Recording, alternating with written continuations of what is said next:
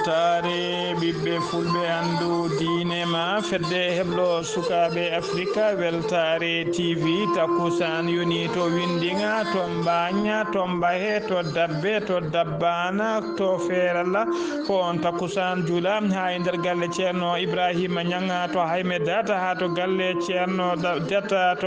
ñabina e ko taari ɗum kala ene jeeya e gardidi kabaruji men to leydi Mauritanie hannen wulsidi ko jaagoɗɗo kalfinaɗo nden ka e kisal leydi Mauritanie ñalawma hanki o mo tawe nder nder Nouadhibou tawa addimo ko wadde inauguré central de commandement centre de commandement moɓe mbiyata centre de commandement secondaire e nder Nouadhibou ha joni to leydi Mauritanie ma jaaha to en chéri ton ko jaltugol aduna président conseil régional diwan o to leydi Sénégal ma en kaale Goulo Thioum wangu e nder jeere witende marché Castor to banggue supermarché Auchan to leydi Mali jangu fedde witede groupe de soutien de l'islam et au musée groupe de soutien de l'islam et au musulman ɗi mbaɗi nder falde nokku to wite K6 dogo furi to leydi France ma en kaale policier ji nayyi jimɓe e ɓaleji ɓe piɗuma piggal musgal no feewi taw kadi eɓe ƴetto ɗum konngudi hollide hen leñamagu bisimilla monen ketki hotondirte joni janjuɗen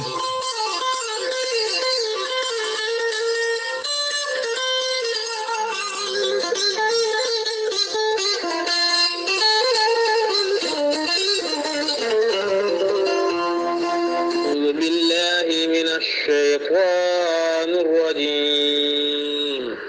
وبشر الصابرين الذين إذا أصابتهم مصيبة قالوا إنا لله وإنا إليه راجعون صدق الله العظيم batake jam gondaɗo ngure ba to Bamako ko neni muma duttiɗo ceerno Wasilu ba to Bamako ko jinnaɗo muma duttiɗo ceerno Nasiru ba to Bamako ko jinnaɗo muma duttiɗo ba Hamidou Diallo to Bamako ko jinnaɗo muma duttiɗo ceerno Arabiyu ba to Libreville Gabo ko mawnuma duttiɗo ceerno Oumar Diallo to Libreville Gabo ko mawnuma duttiɗo ɓe ndendi kamɓe kala aɓe ngullo dendagal bandiraɓe julɓe kala Mali Nioro ha fenma Jombuko hay kono ne kadi ha ton to deeji jaltugola aduna mbiɓe hen banggue miñiɓe hen banggue taw ko biyetenoɗo ceerno Mouhamadou Kamilou Bousra Ba yalti aduna ñalawma hanki o ton to Bamako yaltiri aduna duuɓi 46 aljuma hande o wira ton to Bamako aɓe ngullo dendagal bandiraɓe Mali naɓe Mauritanie naɓe Sénégal naɓe Gabon naɓe Mozambique ha fayno e jokli windardi kala weltare ɓiɓɓe fulɓe andu diine maɗa fedde heblo sukaɓe Afrique e gardugol ceerno Habous Diallo eɗen nelda duwaw dendagal ɓesguma ko kala nde jomiraɗo yurmottomo yafomo nannamo aljanna kanko e dendagal mayɓe julɓe kala yettindo hen ɓattaki o ko ceerno Oumar Diallo goto e mawnira makko taweteɗo to Libreville Gabo kanko ceerno Mouhamadou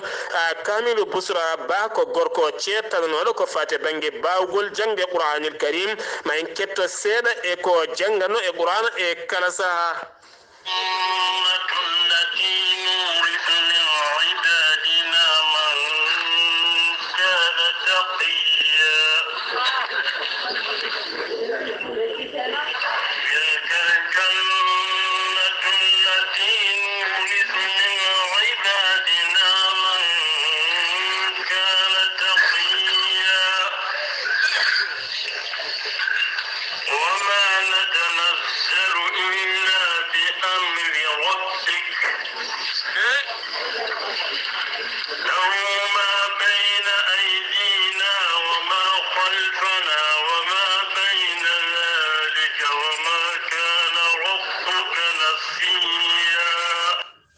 صدق الله العظيم لا يورم دني بلا مهرنا بلا يورم جبتي بلا كايو بلا يورم دني بلا docteur Djibiso safriyanke wittiyanke mo jomiraɗo rokki sellinde o saaha mo gonɗen. docteur Djibiso wittiyanke yoga e ñabbuji comotoɗe e nder ɓalli ha yetto ƴiƴam ko ɗum jeeyi sababu docteur Djibiso ene ɓuura ɓattitade yimɓeɓe kala saaha. docteur Djibiso kumpitiɗo yoga e ñabbuji biyeteɗi prostate, hernie, fibron, kyste, kono kadi estomac, noon kadi neɗɗo ɓuutowo ha heewa donkuɗo ɓesnude, gonduɗo e hémorroïde, reedu yororo, neɗɗo kadi gonduɗo e rewam. docteur Djibiso dañi siroji taw ko beɓɗi yarde ɗi noon yoga e majji mbaɗana ɗum ko ɓen yimɓe ustoraɓe goram e tenti kadi e ɓen yimɓe ronkuɓe ɓesnude koyɗi musoje koye musoje deedi musoji poode docteur Djibiso ene jogui hen wittoji ɗi waɗi ha heeɓi en humpito.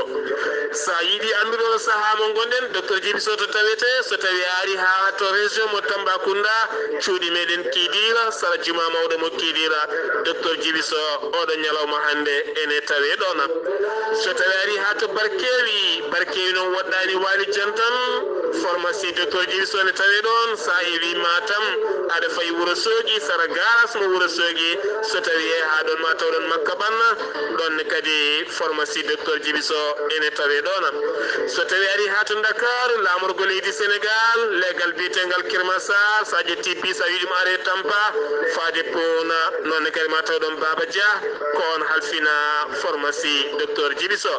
sa yiiɗi hebde hen ko laaɓi mbatta ko 77 924 16 81 walla mbaɗa 77 244 92 81 walla mbaɗa 78 353 28 92 walla mbaɗa 70 numéro makko leydi Mali on woni WhatsApp makko 00223 70 85 72 47 walla mbaɗa 77 341 96 51 mbadden dando faade docteur Djibiso. docteur Djibiso ne wiya onon murtinnaɓe cappoɗemo ɗo e balɗe seeɗa ma on jimo toon to Mauritania. kettude kaɓuruji mon e ɗemgal pulaar Afrique, Asie, Europe, Amérique, Moyen-Orient, Océanie. jam ñalle mon musidɓe tedduɓe eɗen gone mawde nogas e jeeɗiɗi lewru jolal hitande ujunnaji ɗiɗi e nogas kabruji men e ɗemgal pulaar e sowta he ko musidɗo mon sehil mon Ghali Abouba to karallagal to ko musidɗo men miñi men Saydou Abouba hono no mbiruɗen gardini kabruji men to leydi France puɗɗotoɗen alkamisa hanki o vidéo goto hollirama e nder réseaux sociaux ji on vidéo noon ko hollirde wonde police ji tati ene jiime sagata ɓaleejo ɓe piyamo piile musɗo no feewi tawa kadi eɓe jaadini hen konngudi koliroji gañamtumagu e leñamagu on ɓaleejo moɓe piyata noon wiyata no wiyete ko Michel on noon ko procureur ko producteur tawa kadi ko producteur cinéma e producteur musical ɓe piyamo piggal musgal no feewi vidéo noon sarima e nder réseaux sociaux ji nde timmata waktuji seeɗa fodde 9 millions neɗɗo fodde million ngaji jeenayyi neɗɗo tawa daari vidéo caggal ɗum noon kanko piyaɗo o e procureur kanko piyaɗo o e avocat makko ɓe mbawi yaade portoyde plainte nde ɓe portoyi plainte noon tawa kadi piggal ngal fiya ko yeeso studio makko to tawateɗo so 17e arrondissement mo Paris e nder piggal he noon hollirama hen tigui e nder vidéo hen hiye tigui ne holliri hen wonde police ji ɗi cuuta konngudi ne mbiyamo sal nègre ene ƴettitomo wonde ko ɓalejo ne kolliri hen tigui gañam tumagu e leñamagu ɓe portiyima plainte noon ɓe porti plainte noon kanko e avocat makko e nokku to wiyete IGPN police ji tati ɗi kala noon e ñalawma hande o kamɓe kala ɓe jowama ɓe mbaɗama ko wiyete suspendi e yamirore préfet de police mo Paris policier goto kadi battowo nayaɓo on e saaha ɓe piyatamo nde kañum e hoore mum ari noon wurtade hen ƴetti grenade weddi e nder studio makko on e hoore mum waɗama suspendi ñalaw jamma hanki o ɗum noon gueɗe holli tan e oɗo saaha joni gueɗe leñamagu hollide tigui gañam tumagu men ɓaleɓe ne tengti ha joni e nder leydi France Emmanuel Macron hoorejo leydi ndi kadi o holliri hen mette makko no feewi ha joni kabaruji men demgal pular to leydi Mauritanie hannena wulsidi ko jagoddo leydi ndi kalfinado ko fati en nen ka e kisal woni ministre de la défense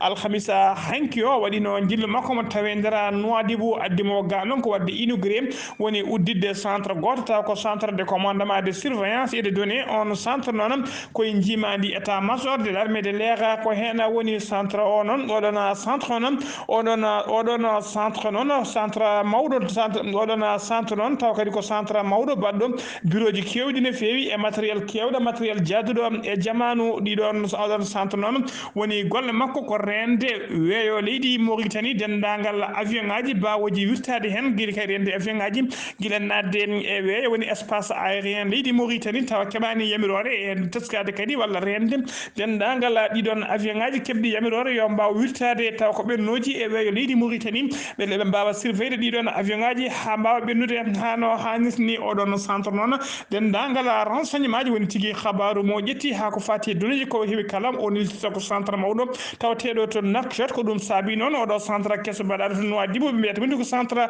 secondaire ha joni ko leydi Mauritanie keddoɗen jagoɗo leydi ndi kalfinado ko fati janka e fati e cellal ade mo leydi ndi o holliri tigui wonde oɗo saaha joni ne teska tigui ko fati e mboros covid 19 ene teska ɓeydugol mum no feewi nder leydi he ha tengti nder Nouakchott alkamisa hanki o ko capanɗe nayyo e ɗiɗo neɗɗo tawa tigui fiɗaɓe coronavirus e nder ɓen capanɗe nayyo e ɗiɗi noon e Nouadhibou ko yimɓe ɗiɗo ayyun ko neɗɗo goto heddiɓe ɓe kala ko nder Nouakchott to Nouakchott legal tafrak zena sappo e joyi neɗɗo Arafat ko yimɓe jeetato Liksar ko yimɓe jeegomo Toujinin ko yimɓe tato Tayyaret ko yimɓe ɗiɗo Dara Naïma ko yimɓe ɗiɗo Sebha ko yimɓe ɗiɗo e legal Riyad heeɓi neɗɗo goto e nder ɓe cellano ɓe kadi hen jeegomo kepti cellal mumen hano hannitni paati galleji mumen leydi Mauritanie noon ne yara e oɗo saaha joni ujunnaji jeetati e temedde ɗiɗi capanɗe jeetato e jeetato winditiɓe doggol coronavirus hen ujunnaji jeeɗiɗi e temedde jeegom e capanɗe joyo e ɗiɗo kepti cellal mumen hano hannitni temedere capanɗe jeeɗiɗi e goho kawrino e hen e ladial ha joni ko leydi Mauritanie keɗoɗen to Nouadhibou Abdessalem Wula Mohamed Saleh on ko jagoɗo leydi ndi kalfinaɗo ko fati en ndelam ko bam woni pétrole des mines de l'énergie alkamisa hanki o waɗi inauguré kankone extension taw ko centrale électrique tawateɗo to wuuro Nouadhibou ko ya golle noon ko faɗoɗe ɗon golle noon ene jeeya tigui e golle ko fate commémoratif mo woni golle manditade wattode duuɓi capanɗe jeegom jeytari leydi Mauritanie ko générateur uji ɗiɗi noon électrique mawɗi no feewi ɗi ɓeyda e nder centrale ngal hen générateur kala kat hattan muɗum ko 5,5 mégawatt woni mégawatt joyi e feccere ɗina ɗiɗi kala noon so ɗiɗen tim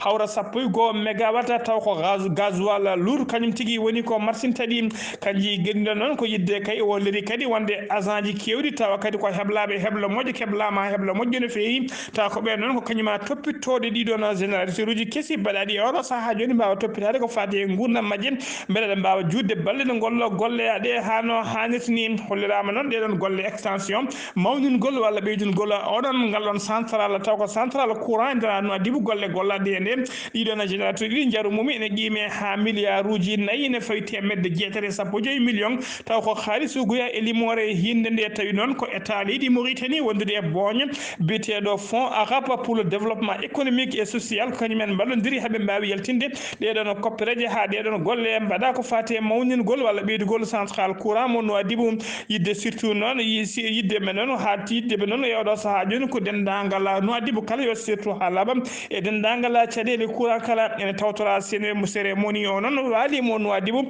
kono Yahya Ould Cheikh Mohamed Val wondude hoorejo conseil régional mo Nouadhibou e mawɓe Somaleb wondude e mawɓe Somaleb wonduɓe e ɗi locaux et responsable uji administrative et sécuritaire tawteɓe e nder Nouadhibou ha joni ko leydi Nouadhibou leydi Mauritanie keɗoɗen jiyen ha to région mo Inchéri Mohamed Woula Babbeti ko hoorejo conseil régional woni président de conseil régional mo région Inchéri o yalti aduna ñande jamma alarba ine wiyata alkamisa hanki o maayi noon ko maayde perel saabu kay ko musalla heeɓi woni ko wiyete malaise onawa kinni goto tawateɗo nder wuuro ngo ko ɗon noon wasi fittanu makko ko toon wasi fittanu makko kanko noon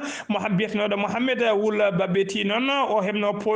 tigui o ardino conseil régional ko dow inde couleur-aji lambda wiyete ka IPR woni union pour la république ko lambda laamu kam koye sumgoji bannoɗi taw ko sumgoji bannoɗi en 2018 ko nden tigui o suba noon o waɗa ko hoorejo tigi conseil régional mo en chérim eɗen mbiya tan yo Allah jurmomo yafomo harnamo aljanna kanko e dendagal mayɓe julɓe kala allahumma amina so numima to leydi Mauritanie koto leydi Sénégal paɗen ina teska kewgol cumuji jeehe e oɗo saaha kala nder leydi Sénégal ko ɓoyani ko jeere o kasa tawtede to Touba kañum sumno cumu muskuno no feewi e oɗo saaha joni ni ko jeere witene Gastor jeere witene marché Gastor ko kañum sumi tawa kadi nde sumir koto banggue keddo e supermarché Auchan sumi cumu ngu noon ko cumu kulɓinigu no feewi sumu ngu noon yittima ha feccere e usine biteɗo Sodiba tawteɗo sara ɗon sapeur pompier en kewɓe noon notitima hen ñippude cumu ngu ñippude jeygol ngol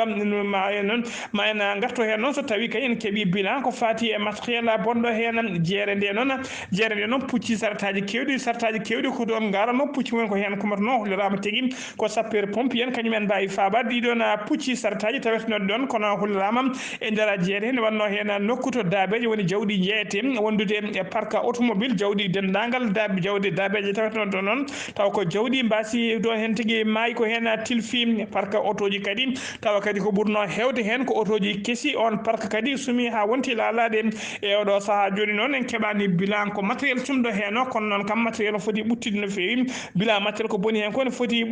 tigui wonde bilan ɓuttu no feewi ha joni ko leydi Sénégal keɗoɗen e nder cérémonie taw ko inauguration lycée Pikine biyetenoɗo Adan lycée Canada e oɗo saaha joni mo inde mum wayla watta e lycée Serigne Bachirou Bara Mbacké Aliou Sall noon ko miñum Macky Sall ko kañum woni maire mo Guédiawaji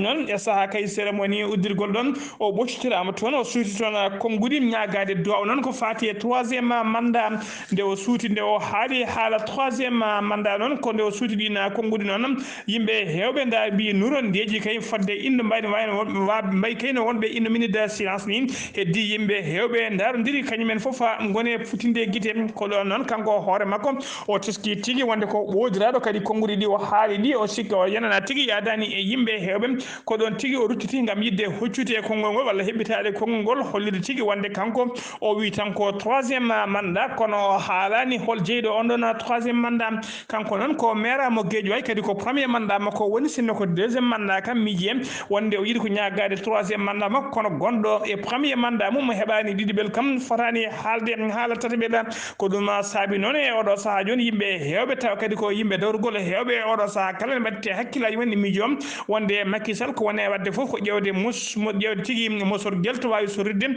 gam yidde ñaɓade kay gam ƴamoyde 3e mandat so tawi noon yimɓe ɓattiɓe yimɓe dawrugol tawa kadi ko ɓattiɓe Macky Sall ko wayno Alioune Sall en so mbatti ñagade duwaw fodde kay ko 3e mandat ɗum noon so renaki ma nattu wonde Mataw wonta Matam e kuɓeji muɗum ha joni ko leydi Sénégal keddoɗen Kabirou Mbodj ko directeur général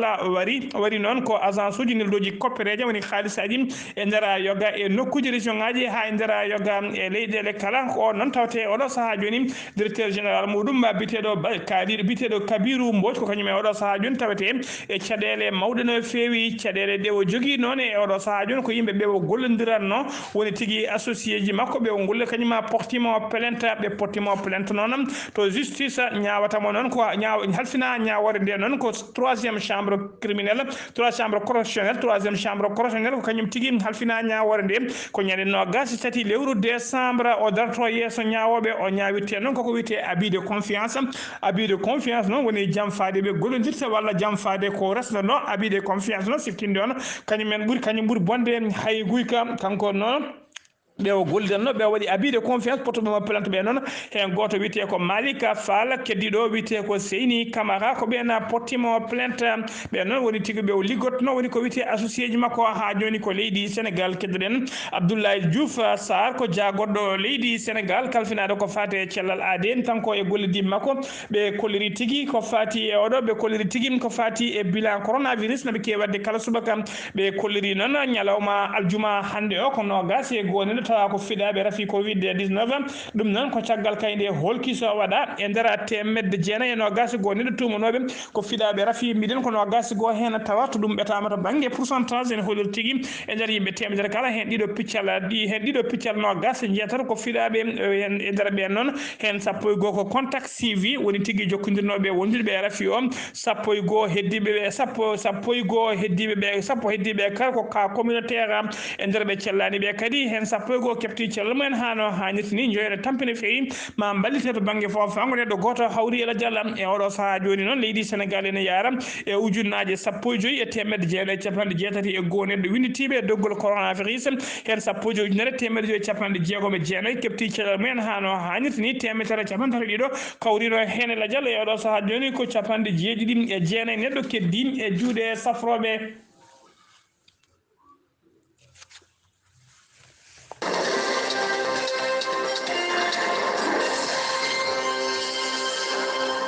seno mima to leydi Sénégal ko to leydi Mali paaɗen to leydi Mali jehen ha to Ansogo e ndera falde Ansogo pelle ceɓetide nana jokki kayi ha e oɗo saaha joni wadde luwaji mumen e dow population tawateɓe toon eɓe mbari noon e balɗe noon hollama tigui ɓe mbari toon babiraɗo goto woni chef des famille ɓe jooɓima toon fittade mum taw ɓe mbardi on ko salade kay rokkirde impôt ko biyata impôt islamique ɗum woni pelle ceɓetide woni état islamique e kala saaha ɓe namdoɗe yimɓe ɗen guure yo jooɓe impôt ji islamique impôt islamique mabɓe noon ɓe kewi namdade ko beyi walla baali woni ko dammiri ɗum woni ɓe kewi namdade oɗon babiraɗo noon caggal nde sali rokkirde ɗiɗon impôt ji ɓe mbawi nanggo ɗum kañum e galle mum kala ɓe nangui ɗum en otage caggal ɗum noon ɓe itti fittandu babiraɗo o ha joni ko leydi Mali keddoɗen jeena ha to fande ñoono oɗo saaha kala ɓesguji tawateɗi e nder cercle me ñoono e nder cercle nde ñoono ene tawe tigui e jimadi pelle ceɓetiɗe ha tengti noon e ngoɗo wuuro wiyetego nokku wiyete ka sisa dogo fride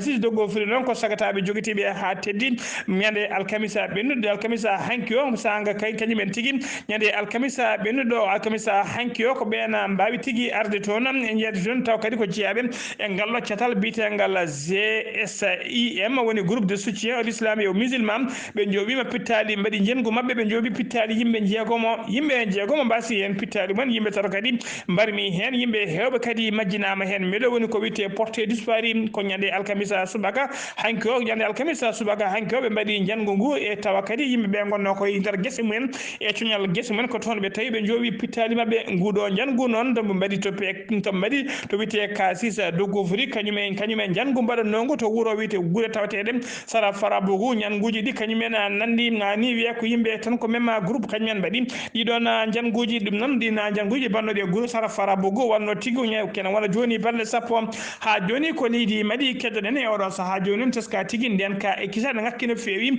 e nder jokli leydi Mali kala ha tengti noon e nder Bamako lamorgo leydi ndi ni ma cikka ma taw e oɗo saaha joni lamaka saabu kay ɗeɗo balle hollirama tigui ko sagata suka gorko goto dugdanno tigui e hoddi sukaɓe sehilaɓe mum taw ko hoddiɓe leggal o dugde mabɓe seeɗa ko ɗon tigui o naati nder suudu makko o yaltini pistolet taw ko pistolet bammakko jaltuɗo aduna taw ko gonnoɗo douanier yalti pistolet laccino pistolet ko on pistolet o yalti o wawi fellude e sagataɓe ɗiɗo ɓe o dugdanno sagataɓe ɓe ɗum noon wanno tigui ko talata ɓennuɗo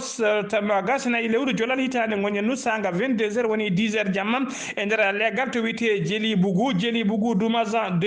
Bougou Duman Zana e nder leggal Jeli Bougou Duman Zana ko ɗon tigui ɗo tana o waɗi noon kanko ɗiɗo ɓe fof gañi ɗumen hen goto o felli ɗum koye koyngal keddiɗo o felli ɗum koye becce kanko baɗɗo ngal ɗo baɗa noon o wiyete ko Mohamed Kone o yarata ko duuɓi capanɗe tati o yarata kanko noon bammakko ko douanier wonno yaltuno aduna noon ko yaltuno aduna koye lewru juillet hitande 2017 ko hen yaltuno aduna bammakko ko colonel de